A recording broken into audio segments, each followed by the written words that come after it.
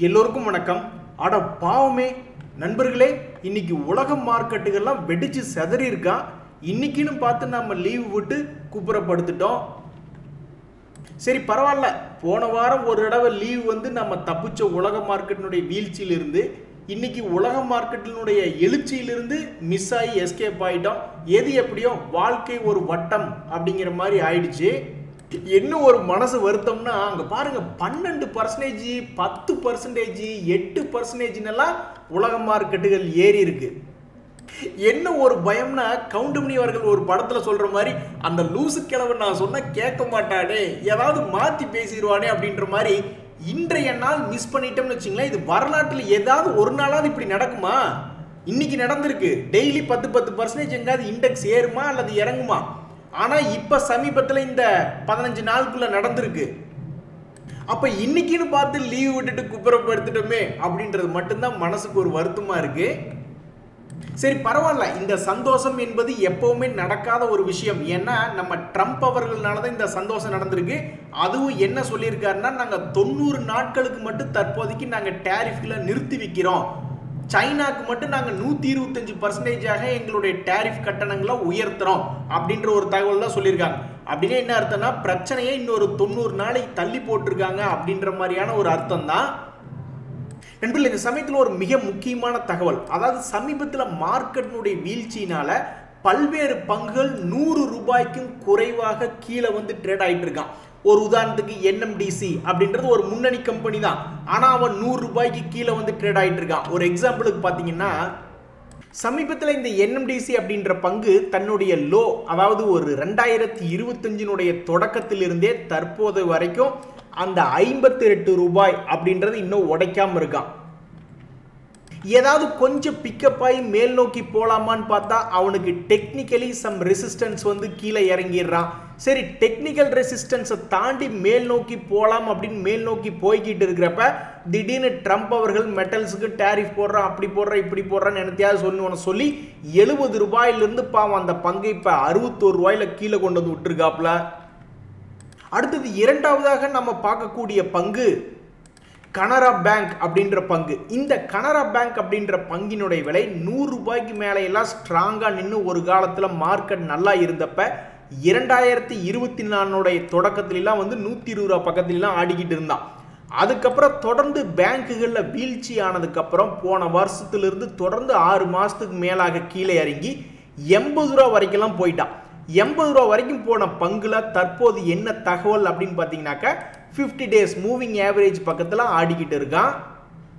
அடுத்தது மூன்றாவதாக நம்ம பார்க்கக்கூடியது ஜம்னா ஆட்டோ அப்படின்ற பங்கு. இந்த ஜம்னா ஆட்டோ அப்படின்ற பங்கு ஆட்டோ துறையில் நல்ல லீடிங்ல இருந்த பொழுது, ஆட்டோ செக்டர் மிகவும் செலுசெலுப்பாக இருந்த பொழுது இந்த பங்கினுடைய விலையெல்லாம் கிட்டத்தட்ட 150 ரூபா வரைக்கும் மேல் நோக்கி வந்தான். அதுக்கப்புறம் பார்த்தீங்கன்னா இப்போ 50% பக்கம் கீழே இறங்கி 70 ரூபாயில் இருக்கு. இவன் செய்து கொண்டு இருக்கக்கூடிய லாபம் என்னமோ எப்பவுமே பெரும்பாலும் ஒரே மாதிரி தான் பண்ணிக்கிட்டு இருக்கான். 50 கோடி 40 கோடி அப்படின்ற மாதிரி பண்ணிக்கிட்டு இருக்கான். பட் அந்த செக்டர் பூமிங்ல இருந்தப்ப அது தெரியல, நல்லா மேல் நோக்கி வந்துட்டான். இப்போ பஜாஜ் ஆட்டோவே கீழே படுத்து கிடக்கிறான். அப்போ இந்த ஜம்னா அட்டாக் என்ன அப்படின்ற மாதிரி இவனை ஒரு 50% ஹையிலிருந்து கீழே இறக்கி விட்டுருக்காங்க. தற்போதைக்கு இந்த ஜம்னா ஆட்டோ அப்படின்றது ஒரு 3% டிவிடெண்ட் கொடுப்பதாக உள்ளது. ஸோ இந்த பங்கு தொடர்ந்து இப்படி லாபம் பண்ணிக்கிட்டே இருக்கான். பட் ஒருவேளை 70 ரூபாயிலிருந்து இன்னுமே 35 ரூபா போயிட்டாலும் இந்த டிவிடெண்ட் ஈல்டு என்பது தொடர்ந்து கிடைக்குமா அப்படின்ற ஒரு கேள்வி என்பது பொதுமக்கள்கிட்ட இருக்கு. பட் தற்போதைய வரைக்கும் இவன் டிவிடெண்ட் என்பது கொடுத்து கொண்டிருக்கிறான். இவனுடைய ரிசல்ட் என்பது இன்னும் பெருசா 2021 இன்னும் சுணக்கமடையல. அடுத்து நம்ம பார்க்கக்கூடிய ஜம்மு அண்ட் காஷ்மீர் பேங்க். இந்த ஜம்மு அண்ட் காஷ்மீர் பேங்க்னுடைய விலையும் மார்க்கெட் நல்லா இருந்தப்ப கிட்டத்தட்ட 20 ரூபா ரேஞ்சில் இருந்து அவன் பாட்டுக்கு போய்கிட்டே இருக்கான். வண்டியை ஸ்டார்ட் பண்ணி டாப் கியர்ல போட்டு ஓட்டிக்கிட்டே இருக்கான். 140 வரைக்கும் கொண்டு போயிட்டான். அதுக்கப்புறம் மார்க்கெட்டினுடைய வீழ்ச்சியின் போது 91 ரூபாய் பக்கம் வந்துக்கிட்டு இனி என்ன பண்ண போறது அப்படின்ற மாதிரி தெரியாம அந்த 50 டேஸ் மூவிங் ஆவரேஜை மேலே போகிறதும் கீழே போகிறதும் மேலே போகிறதும் கீழே போகிறது மாதிரி பாவம் அவரே ரொம்ப கன்ஃபியூஸ் ஆகிட்டாரு அப்படின்ற மாதிரி ட்ரேட் ஆகி கொண்டிருக்கிறது. கடைசியாக நம்ம பார்க்கக்கூடிய பங்கு SJVN. ஊரு பூரா அடிச்சானுங்க, அதில் என்னையும் தான் அடிச்சானுங்க அப்படின்ற மாதிரி இதுவும் மிக வேகமாக 20 ரூபாய் ரேஞ்சிலிருந்து 160 வரைக்கும் போன பங்கு. அதுக்கப்புறம் அப்படியே கிட்டத்தட்ட பாதிக்கு பக்கமாக இறங்கி 90 ரூபாயில் ட்ரேட் ஆகி கொண்டிருக்கிறது. இது எல்லாம் தாங்க சில 100 ரூபாய்க்கு கீழே ட்ரேட் ஆகி கொண்டிருக்கக்கூடிய சில பங்குகள். நண்பர்களே, வாழ்க்கையே பெரிய பிரச்சனையாக போய்கிட்டு இருக்கு. இந்த சமயத்தில் பார்த்தீங்கன்னாக்கா இப்போ தான் கல்யாணமானவர் ஒருத்தர் 28 வருஷம் தான் ஆச்சு. ஏர் இண்டியா எக்ஸ்பிரஸில் பைலட்டாக வேலை பார்த்துக்கிட்டு இருந்தார். ஃப்ளைட் லேண்டிங் ஆனதுக்கப்புறம் கார்டியாக் அரெஸ்ட் வந்து இறந்துட்டார் அப்படின்ற மாதிரி தகவல் வருது. எல்லாருமே உட்காந்து தான் வேலை பார்த்துக்கிட்டு இருக்கோம். இப்போ நானும் தான் 3 வருஷமாக உட்காந்த மேனிக்கே உட்காந்து வேலையை பார்த்துக்கிட்டு இருக்கோம். ஏன்னா எந்திரிச்சு நடந்தால் கிருகிருப்பு வந்துருன்ட்டு. ஆனால் மற்றவங்கனால எல்லாம் எந்திரிச்சு நடக்க முடியும், ஓட முடியும், எந்த பிரச்சனையும் இல்லைனாக்கா அவங்கெல்லாம் நல்லா டெய்லி ஏதாவது எக்ஸசைஸ் பண்ணி உடல் நலத்தை பார்த்துக்கணும். இல்லைன்னா நம்ம என்னதான் கடைசியில் சொத்து சேர்த்தனாலும் அனுபவிக்க முடியாமல் போயிடும். ஸோ நான்லாம் தெரிஞ்சுக்கிட்டேன், இனிமேல் படுத்துட்டே ஸ்விம்மிங் போகிறது, அந்த மாதிரி இல்லை படுத்துட்டே உருண்டுட்டு போகிறது, மயக்கம் வந்தாலும் கீழே விழுந்து அடிபடாதில்ல அப்படின்ற மாதிரி முடிவுக்கு வந்து ஏதாவது ஒரு ஃபிட்னஸ் பண்ணணும் அப்படின்ற ஒரு முடிவுக்கு வந்துட்டேன். நண்பர்கள், இந்த சமயத்துல எல்லாம் சில நேரங்களில் ஏக்கமாக இருக்குது. சமீபத்தில் என்ன ஆகுதுன்னு பார்த்தீங்கன்னா 1000 பாயிண்ட் இறங்குறான், 1000 பாயிண்ட் ஏறுறான். 2-3 நாட்கள்லேயே இந்த மாதிரி மிகப்பெரிய ஒரு மூவ்மெண்ட் அப்படின்றது நடக்குது.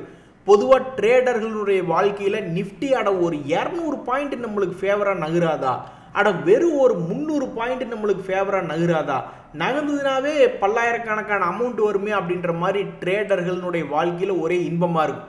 அப்பேற்பட்ட ட்ரேடர்களுடைய வாழ்க்கையை இப்போ மிஸ் பண்ணுற மாதிரி எனக்கு தோணுது. எல்லாத்துக்கும் காரணம் இந்த ட்ரம்ப் தான். பட் ஸ்டாக் மார்க்கெட்டினுடைய கோட்பாடு என்ன அப்படின்னு பார்த்தீங்கன்னா 70% மார்க்கெட் வந்து ஒரு சைட்வேஸில் தான் இருக்கும், பெருசாக இருக்காது அப்படின்றதான் மார்க்கெட்டினுடைய தத்துவம். இத்தனை வருடங்களாக வரலாறுல இருக்கு. ஏதாவது ஒரு 30% தான் மார்க்கெட் பிரேக் அவுட் ஆகியோ அல்லது பிரேக் டவுன் ஆகியோ ஏதாவது வாலட்டிலிட்டி இருக்கும் அப்படின்றதான் தத்துவம். ஆனால் இப்போ டே டு டே பேசிஸில் நேற்று 1000 பாயிண்ட் இறங்குறான்னா இன்னைக்கு 1000 பாயிண்ட் ஏறி ஆடிக்கிட்டு இருக்கா.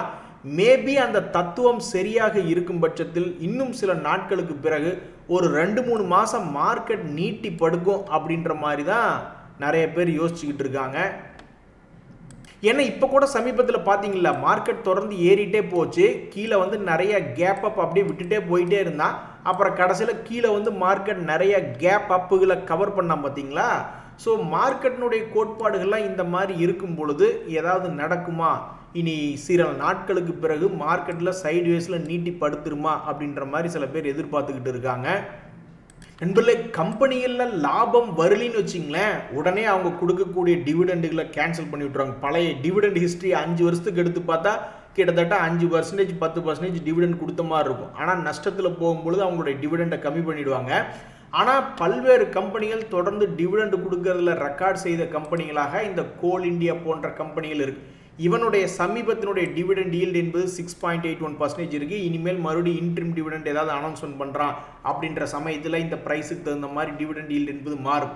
பட் தற்போதைய நிலைமையில் இந்த பங்கினுடைய விலை என்பது மிகவும் சிறஞ்சு கிட்டத்தட்ட 52 வீக் லோவில் இருக்கும்போது இது டிவிடெண்ட் கொடுக்கும் பங்காக தற்போது வரைக்கும் உள்ளது. அதே மாதிரி ஐஓசி அப்படின்ற கம்பெனியுடைய டிவிடெண்ட் ஈல்டுமே ரொம்ப அதிகமாக இருக்குது. நிறைய பேர் பார்த்துக்கிட்டு இருந்தாங்க, இந்த கம்பெனி எப்படியாவது நைஸாக கீழே 100 ரூபாய் கீழே 80 ரூபா 60 ரூபாயின்னு வரும், ஏதாவது கிடைக்குமா அப்படின்ற மாதிரி நிறைய பேர் பார்த்துக்கிட்டு இருந்தாங்க. ஆனால் இது கிடைக்கவே இல்லை. இன்னுமே இந்த கம்பெனி சமீபத்தில் கொஞ்சம் ரெக்கவரியாகி மேல் நோக்கி வந்தவன் மேலேயே நின்றுக்கிட்டு இருக்கான். அதுக்கு முக்கிய காரணம் க்ரூட் ஆயில் கிட்டத்தட்ட 4 வருஷத்தினுடைய லோவில் இருக்கிறதுனால.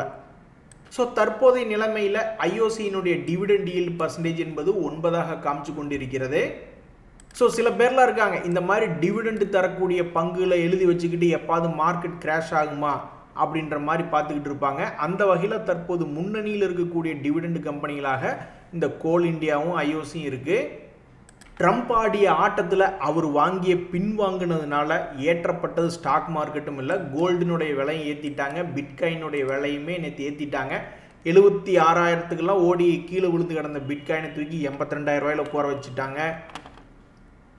இந்த மாதிரி இருக்கும்பொழுது எல்லாருமே ட்ரம்ப் அவர்களை பார்த்து கேட்கக்கூடிய கேள்வி என்னன்னா, அட பாவி, நீ இடையில டேரிஃப் அப்படி இப்படின்னா, இப்போ டேரிஃப்ன்றது 90 நாளுக்கு காணாமல் போயிடுச்சு, நீ பண்ண வேலையினால அமெரிக்காவில் ரெசஷன் ஃபியர் அப்படி இப்படின்னு சொல்லி ஐடி எங்கள் ஊரில் இருக்கக்கூடிய ஐடி செக்டரை பிடிச்சி அடிச்சு விட்டாங்க, மெட்டல் செக்டரை பிடிச்சி வீணாக பண்ணி விட்டாங்க, ஃபார்மா செக்டரு அவனை பிடிச்சி அடி வெளுத்து விட்டாங்க, உங்களை மருந்து கொடுத்து காப்பாற்றினாக்கா எங்களையே போட்டு அடிப்பீங்களா அப்படின்ற மாதிரி ஃபார்மாஸை பிடிச்சி இறக்கி விட்டாங்க. ஸோ இப்போ எல்லாத்தினுடைய கேள்வி என்னென்னா, இப்போ டேரிஃப் இது ஒரு 90 நாளைக்கு இல்லை, அமெரிக்காவினுடைய ரெசெஷன் பயம் போயிடுச்சுன்னா அப்போ உளுந்து கிடந்த எங்களை நீ மறுபடியும் தூக்கி விடுவியா? உடனே வீழ்ச்சியை நீ ரத்து செய்வாயா? ஒரு உதாரணத்துக்கு பாருங்க, இந்த கோஃபோர்ஜ் அப்படின்ற ஒரு கம்பெனி, அவனை எப்படி விழுகு வச்சிருக்கான் பாருங்க. ஓடிட்டு இருந்தவன் காலுக்கு இடையில ஒரு கடப்பாரை எடுத்து விட்டாக்க அவன் பாவம் கால் வழியில் எப்படி கீழே விழுவானோ அந்த மாதிரி இந்த கம்பெனி அவன் பாட்டுக்கு சிவனேன்னு ஓடிக்கிட்டே இருந்தான். யார் சொல்லியும் கேட்கல. அவன் பாட்டுக்கு 3000-4000 ரூபா ரேஞ்சில் வந்து அவனுடைய ஓட்டத்தை ஆரம்பிச்சது 10,000 வரைக்கும் கொண்டு போயிட்டான். அதுக்கப்புறம் தான் அவனுக்கு பிடிச்சது பீடை அப்படின்ற மாதிரி கிட்டத்தட்ட மிகப்பெரிய ஒரு சரிவு. அதுலேயும் சமீபத்தில் இந்த ட்ரம்ப் அவர்கள் கிரியேட் பண்ண சரிவுனால மிகப்பெரிய சரிவாக 8000க்கு மேலே இருந்து இப்போ 6000க்கு வந்து விழுந்திருக்கான். அதே மாதிரி தான் இந்த எல்டிஐ மைண்ட்ரி அப்படின்ற ஒரு பங்கு பார்த்தாவே கண்ணில் தண்ணி வரும். 2022 விலை எங்கிங்க? அந்த விலைக்கு வந்து விழுந்துட்டானுங்க. 2022 இருந்த விலைக்கு கொண்டு வந்து இறக்கி விட்டான். பாவம் 7000ல் சிவனேன்னு இருந்தான். அதுக்கப்புறம் 3 மாதத்தில் மிகப்பெரிய ஒரு சரிவாக இப்போ 4000ல் இருக்கான். அப்போ இந்த கேள்விகளுக்கெல்லாம் என்ன பதில் மிஸ்டர் ட்ரம்ப்? உடனே நீங்கள் செய்து கொண்டிருக்கக்கூடிய இந்த கும்பாக்குட்டி வேலையை ரத்து செய்துவிட்டு எங்களுக்கு சந்தோஷத்தை கொடுங்கள் அப்படின்ற மாதிரி அடுத்தடுத்து வரக்கூடிய நாட்களில் எங்களுடைய ஐடி மெட்டல்ஸ் ஃபார்மாகை தூக்கி விடும் மாதிரி ஏதாவது செய்திகளை தாருங்கள் அப்படின்ற மாதிரி தான் நம்ம கேட்டுக்கணும். நண்பர்களே, இந்த சமயத்தில் தான் எல்லாருமே ஒத்துக்குவாங்க, யார் ஒருவருடைய பொசிஷனுமே வந்து தற்போதைய அன்சர்டனிட்டி நிறைந்த மார்க்கெட்டில் நாளைக்கு என்ன நடக்கும்னே தெரியாமல் இருக்கக்கூடிய மார்க்கெட்டில் இருந்தாலும் ஸ்டாக் மார்க்கெட்டில் என்னுடைய சொத்துக்களை சேர்த்தணும் அப்படின்னு நினைக்கிறவங்களுக்கெல்லாம் அவங்க என்ன பண்ணுவாங்க அப்படின்னு பார்த்தீங்கன்னா, கிராஜுவலாக கொஞ்சம் கொஞ்சமாக இதுக்கு தான் அந்த எஸ்ஐபி அப்படின்றத கண்டுபிடிச்சிருக்காங்க. எப்படி கண்டுபிடிச்சிருக்காங்க பார்த்தீங்களா? சிஸ்டமேட்டிக் இன்வெஸ்ட்மெண்ட் பிளான்ங்கிறது அந்த காலத்திலே கண்டுபிடிச்சிட்டாங்க. இவங்க சொல்லக்கூடிய தத்துவம் என்ன?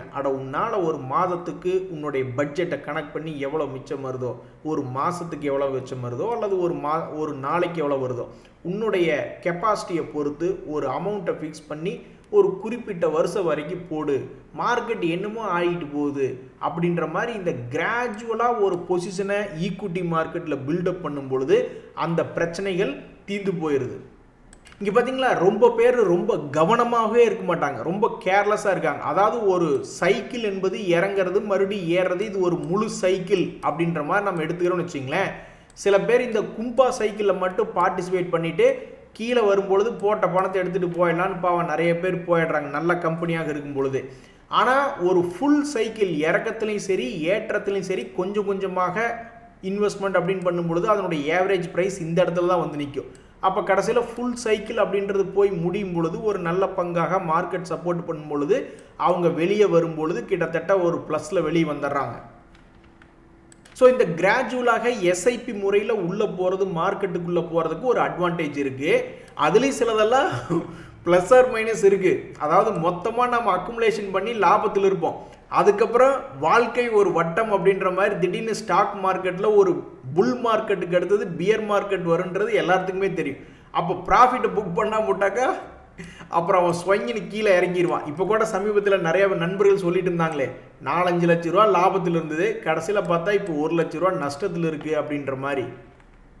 நண்பர்களே, இன்னொரு மிக முக்கியமான தகவல், 26 ரூபாய் டிவிடெண்ட் தரக்கூடிய கிரைசில் அப்படின்ற பங்கினுடைய எக்ஸ்டேட் என்பது 11th ஏப்ரல். அதே மாதிரி இந்த கொஸ்கார்ப் அப்படின்ற பங்கு ஃபண்டமெண்டலி ஸ்ட்ராங்காக ஒரு காலத்தில் இருந்த பங்கு, இருந்தாலும் அவனை நீட்டி தாளாட்டி பாட்டு படுக்க வச்சுருந்தாங்க. திடீர்னு ஒரு காலத்தில் என்ன நினச்சிருந்தாங்கன்னு தெரியல, ஒரு இந்த மாதிரி டீமெர்ஜர் ரிலேட்டடான தகவல் என்பது இப்போ வந்ததில்லை, சில மாதங்களுக்கு முன்னாடியே வந்தது. அந்த சமயத்தில் இந்த பங்கினுடைய ஃபண்டமெண்டல் நல்லா இருந்த சமயத்தில் திடீர்னு மேல் நோக்கி தூக்கி விட்டாங்க இந்த கொஸ்கார்ப் அப்படின்ற பங்கை. இங்கே பார்த்தீங்களா, அவங்க தூக்கி விட்டப்பட்ட இடம் என்பது 2023 300 ரூபாய் ரேஞ்சிலிருந்து அவனை கிட்டத்தட்ட 800 ரூபா ரேஞ்செல்லாம் கொண்டு போனவங்க தான். அப்புறம் பாவம் அந்த 800 ரூபாயிலிருந்து மறுபடியும் இப்போ மார்க்கெட்டினுடைய வீழ்ச்சியில் 600 ரூபாயில் வந்து விழுந்து கிடக்கு. இந்த சமயத்தில் டீமெர்ஜருக்கு உண்டான தகவலாக அதனுடைய எக்ஸ்டேட் என்பது 15 ஏப்ரல் அப்படின்ற தகவல் இருக்குது.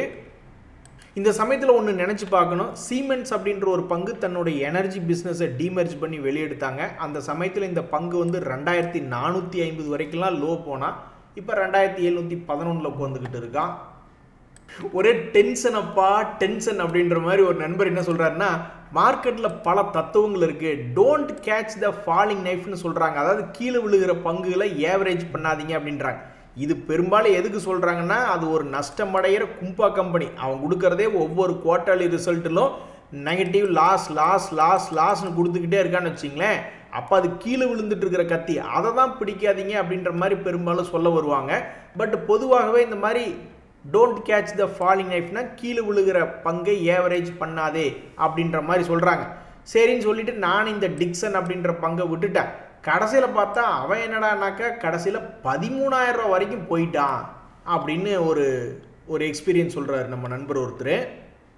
சரி, இறங்குனது இப்படி வாங்காமல் விட்டு அது மேலே போச்சா, சரி ஒன்று இப்படி பண்ணுவோம், இருக்கிறதுலே மல்டி இயர் லோவில் போய் பாட்டம் ஃபிஷிங்னு ஒரு கான்செப்ட் சொல்கிறாங்கல்ல. இப்போ வாரன் பஃபெட்ல என்ன சொல்கிறாரு, ரத்த ஆறு ஓடிட்டு இருக்கும்போது நல்ல கம்பெனியாக டிவிடெண்ட் கொடுக்கக்கூடிய கம்பெனியாக பார்க்கணும் அப்படின்னு சொல்கிறார் இல்லையா. அந்த மாதிரி பாட்டம் ஃபிஷிங் பண்ணிவிட்டு ஒரு நண்பர் பாட்டம் எடுத்திருக்கார். அவர் எடுத்ததுக்கப்புறம் மறுபடியும் நிலத்தை உடச்சிக்கிட்டு புது பாட்டமாக இருக்கிறதுலேயே ஒரு புதிய பாட்டமாக அதுக்கும் கீழே போய் விழுந்திருக்கு. அது என்ன கம்பெனின்னு பார்த்தீங்கன்னாக்கா ஆல் கார்கோ கட்டி அப்படின்ட்டு நம்ம நண்பருக்கு 2 பக்கமே இடி, மத்தளத்துக்கு 2 பக்கமும் இடி என்பது போல் நம்ம நண்பர் 2 பக்கமே அடி வாங்கியிருக்காப்புல. ஸோ என்னை பொறுத்த வரைக்கும் இது எல்லாமே ஒரு சமய சந்தர்ப்பம் தாங்க. சில பேர்த்துக்கெல்லாம் பாருங்கள், நேற்று ஏவரேஜ் பண்ணி வச்சுருக்காங்கன்னு வச்சுங்க, அல்லது முந்தா நேற்று ஏவரேஜ் பண்ணி ஒருவேளை நாளைக்கு மார்க்கெட் அப்படியே அவங்களுடைய பழைய ரேட் வந்துருச்சுன்னு வச்சுங்க, அவங்க எங்கெங்கெல்லாம் ஏவரேஜ் பண்ணாங்களோ அதெல்லாம் மகிழ்ச்சி தான். ஒருவேளை மிஸ்டர் ட்ரம்ப் அவர்கள் இன்னைக்கு ராத்திரி வந்து இல்லை நேற்று எவனோ என்ன பண்ணிட்டான், ஏதோ ஒரு கன்ஃபியூஷனில் வந்து நான் முதல்ல இருந்தே கன்ஃபியூஷனில் எதோ மாற்றி சொல்லிக்கிட்டு இருக்கேன், நேற்று ஏதோ ஒரு கன்ஃபியூஷன் பண்ணிட்டேன், இன்றைக்கி நான் தெளிவாக சொல்கிறேன், எல்லோரும் நோட் பண்ணிங்க அப்படின்ட்டு எந்தையாவது ஒன்று சொல்லி மறுபடியும் புதுசாக கீழே வந்துச்சுன்னா அப்போ இந்த ஏவரேஜ் பண்ணதெல்லாம் வேஸ்ட் அப்படின்றாரு. ஸோ எல்லாமே சமய சந்தர்ப்பத்தை வச்சு தான் நாம் எடுத்த முடிவுகள் கரெக்டாக இல்லையா அப்படின்றது தெரிய வருது. இப்போ கூட என்னால் கல்யாணத்தை பற்றி வீட்டம்மாவை பற்றி ஒரு பேச்சு என்னால் சொல்ல முடியும். பட் இருந்தாலும் சமய சந்தர்ப்பம் கருதி நான் அமைதியாக போகிறேன். சுரேஷ்குமார் நண்பர் ஒருத்தர் வந்து இன்னைக்கு குருநானக் ஜெயந்தி வாழ்த்துக்கள் அப்படின்னு சொல்கிறாரு. இன்னைக்கு குருநானக் ஜெயந்தி வாழ்த்துக்கள் ஷேர் மார்க்கெட்டில் இருக்கிறவங்களுக்கு இல்லை அப்படின்றதான் என்னுடைய கருத்து. ஏன் அப்படின்னாக்கா இதெல்லாம் வாழ்க்கையில் என்னைக்காவது ஒரு நாள் தான் நடக்கும். நீங்கள் என்னைக்காவது பார்க்க முடியுமா 10% 12% இண்டெக்ஸ்கள். ஆனால் நம்மளால உண்மைதான், இவனுக்கு 10-12% ஏறினாலும் சரி இறங்கினாலும் சரி, நம்மளால வந்து 5 ரூபாய் 6 ரூபாய் அப்படின்ற மாதிரி ஏதோ ஒரு 200 பாயிண்ட்டுக்கு 300 பாயிண்ட்டுக்கு தான் ஆடிட்டு இருப்பானே, அது வேணா கிட்டத்தட்ட பாதி உண்மைதான். ஸோ எப்படி பார்த்தாலும் இன்னைக்கு ஸ்டாக் மார்க்கெட் இருக்கிற லைட்டில் போயிட்டு ஹாப்பி குருநானக் ஜெயந்தி அப்படின்னு சொன்னீங்கன்னாக்கா அவங்க வந்து முகத்தை ஒரு மாதிரி சலனம் இல்லாமல் வச்சுக்கிட்டு சரி ஓகேங்க நண்பா ஹாப்பி குருநானக் ஜெயந்தின்னு ரொம்ப சோகமாக சொல்லுவாங்க. சரி நண்பர்களே, எப்படி பார்த்தாலும் இன்பமான செய்தி வந்திருக்கு. மிக கோபமாக காளைகளினுடைய வெறியாட்டம் நாளைக்கு இருந்துச்சுன்னா ரொம்ப சந்தோஷமாக இருக்கும். ஒரு நண்பர் 2 கையிலையும் விளக்கு பூஜை பண்ணியிருப்பார் போல், விளக்கு பூஜை வேலை செய்கிறது அப்படின்ற மாதிரி எல்லாருமே இப்போ ஒரு மாதிரி சந்தோஷத்தில் இருக்கோம். இன்னொரு 24 மணி நேரத்துக்கு அவர் ட்ரம்ப் அவர்கள் மௌன விரதம் இருந்துட்டாருன்னா எல்லாருக்குமே நல்லது. நம்ம மார்க்கெட் ஒரு 2% ஏறினா கூட சந்தோஷம் தாங்க. ஏன்னா நம்ம ஆளுங்க பெருசாக கீழேயும் போக மாட்டேன்றானு, பெருசாக ஏறவும் மாட்டேன்றானுங்க, அரைச்சமாவையே அரைச்சிக்கிட்டு ஒரு மாதிரி கிரைண்டிங் மிஷினில் சுற்றிக்கிட்டே இருக்கானு. நம்ம ஆளுகளை 5% 10% ஏடி வாடான்னு நம்ம என்னதான் கையெடுத்து கும்பிட்டாலும் வருவானான்னு தெரில. ஆனால் கடைசிக்கு எனக்கெல்லாம் வந்து ஒரு 3% நிஃப்டி ஏறிச்சுன்னா கூட சந்தோஷம்தான். அப்படி 3% ஏறும்பொழுது மறுபடியும் ஒரு முட்டுச்சந்துக்கிட்ட கரெக்டாக இந்த 2 days மூவிங் ஏவரேஜ் கிட்ட வந்து நின்றுட்டு என்ன பண்ண போகிறான் அப்படின்றது தெரியாமல் நிற்க போகிறானா என்னன்றது தெரியல. எப்படி பார்த்தாலும் தற்போதைக்கு ஒரு இன்பமான தகவலாக தான் இருக்குது. காளைகளினுடைய வெறியாட்டம் நாளைக்கு இருக்குமா அப்படின்றதான் இப்போ எல்லாரும் எதிர்பார்த்துக்கிட்டு இருக்கோம். இன்றைய தகவல் அனைத்தும் உங்களுக்கு உதவியாக இருந்தால் எனக்கும் மகிழ்ச்சி தான். ரொம்ப நன்றி, வணக்கம்.